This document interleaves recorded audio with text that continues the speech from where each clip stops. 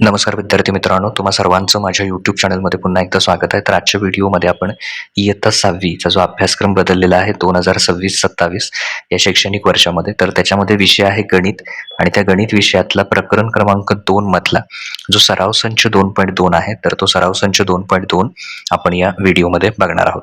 तर त्यातला पहिला प्रश्न आहे, खालील दिलेल्या इंग्लिश वर्णाक्षरांच्या रेघांमध्ये काटकोन तयार झाले आहेत अशी वर्णाक्षरं काय करायचे, शोधायचे, त्यांची नावं लिहायची.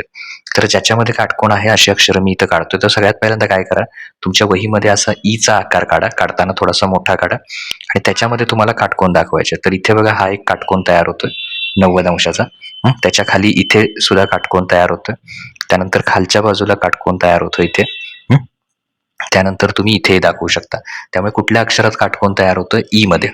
त्याच्यानंतर जर तुम्ही बघितलं तर यल मध्ये, यल हे जे अक्षर आहे तर यल मध्ये इथे हा काटकोन म्हणजे 90 अंशाचा तयार होतोय.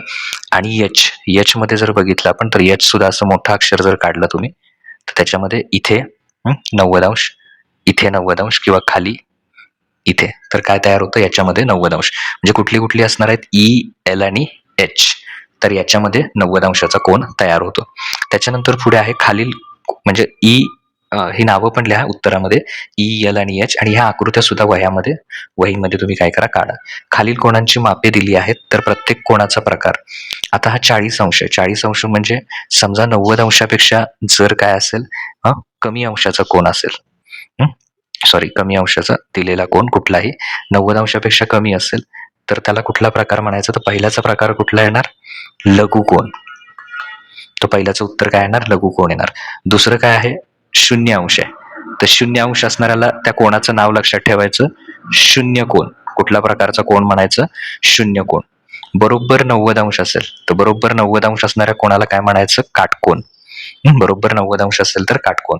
त्याच्यानंतर त्याच्या पुढचा आहे 155 अंश. तर 155 अंश हा 90 पेक्षा जास्त आहे, पण 180 पेक्षा काय आहे, कमी आहे. तर अशाला काय म्हणायचं, विशाल कोन म्हणायचं.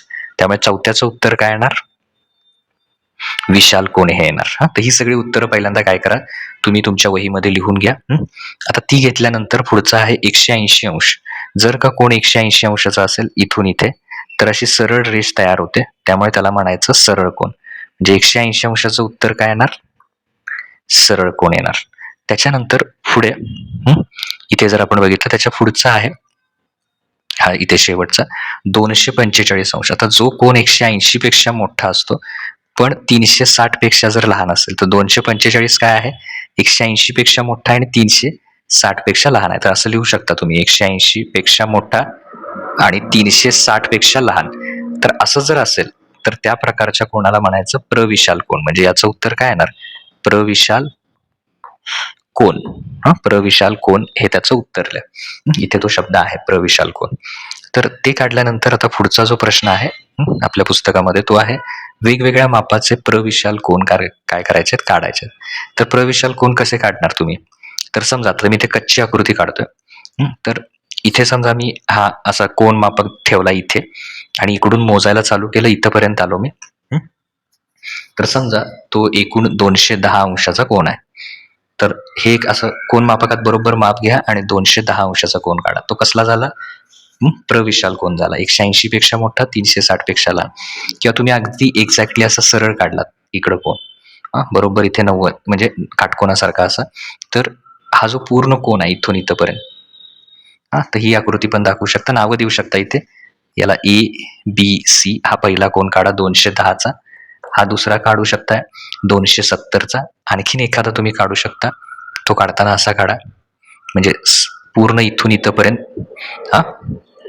330 अंश. तो काढायचा असेल तर काय करायचं, इथला कोन फक्त 30 अंश काढायचा. आता इथे लिहू नका 30 अंश, पण हा जर 30 अंश काढला तर राहिलेला कोन किती असणार आहे, तो हा सगळा मिळून इथून इथपर्यंतचा किती असणार आहे, 330 अंश. म्हणजे तो सुद्धा काय झाला सांगा, प्रविशाल कोन झाला. ओके, 330 म्हणजे हा सुद्धा काय झाला, प्रविशाल कोन. तर हे त्याचं उत्तर. म्हणजे अशा 3 आकृत्या तुम्ही वेगवेगळ्या काढू शकता. आता त्याच्यानंतर त्याच्या पुढचं आहे आपलं, खालील प्रश्नांची उत्तरं द्या. सरळ कोनामध्ये किती काटकोन समाविष्ट असतात. काटकोन म्हणजे काय, तर 90 अंश. आता सरळ अंश, सरळ कोन पूर्ण किती अंशाचा असतो रे, 180 अंश. तर त्याच्यात 2 भाग करता येतील आपल्याला. हा इकडचा एक 90° आणि याच्या पलीकडचा 90°. तर 90 आणि 90 180 म्हणजे किती सरळ ही आकृती काढा. त्याच्यात सरळ कोनामध्ये 2 काटकोन समाविष्ट असतात. किती काटकोन समाविष्ट असतात? 2. हाताच्या 2 लगतच्या बोटांमधला कोन हा कुठल्या प्रकारचा असतो? तर तो काय असतो? लघुकोन असतो. हाताच्या 2 लगतच्या बोटांमधला कोन हा लघुकोन असतो. अशी त्याची आकृती काढू शकता तुम्ही. घड्याळात 12 वाजले असतात. तास काटा आणि मिनिट काटा यामध्ये कोणत्या प्रकारचा कोन असतो? आता ज्यावेळी समजा इथे बरोबर 12 लिहिलेलं आहे, तर घड्याळामध्ये मिनिट काटा 12 वाजलेला असताना 12 वरच असतो आणि जो तास काटा आहे तो सुद्धा कितीवर असतो? 12 वरच असतो. म्हणजे समजा तीच रेषा आहे आणि त्याच्यावरच दुसरी रेषा आहे. त्याच्यावरच दुसरी रेषा आहे. तर त्या दोघांच्या मध्ये असा 1 अंशाचा सुद्धा कोन असत नाही. म्हणजे हे एकमेकांवरच आहे. तर एकमेकांवर असल्यामुळं किती अंशाचा कोन असणार आहे? 0 अंशाचा कोन असणार आहे. ओके. थोडासा इकडे तिकडे असता तर असा कोन तयार झाला असता. पण दोघंही एकावरच असल्यामुळं 0 अंशाचं. त्याचं उत्तर काय लिहायचं? घड्याळात 12 वाजले असताना तास काटा व मिनिट काटा यांच्यामध्ये 0 अंशाचा कोन म्हणजेच कुठला कोन असतो? 0 कोन असतो. ओके. 0 कोन असं याचं उत्तर लिहू शकता. ओके. तर इथे तुमचा हा 2.2 पूर्ण झालेला आहे. पुढील व्हिडिओमध्ये आपण जो पुढचा सराव संच आहे तो बघूया. तुम्हाला हा व्हिडिओ कसा वाटला कमेंट सेक्शन मध्ये तुम्ही सांगू शकता.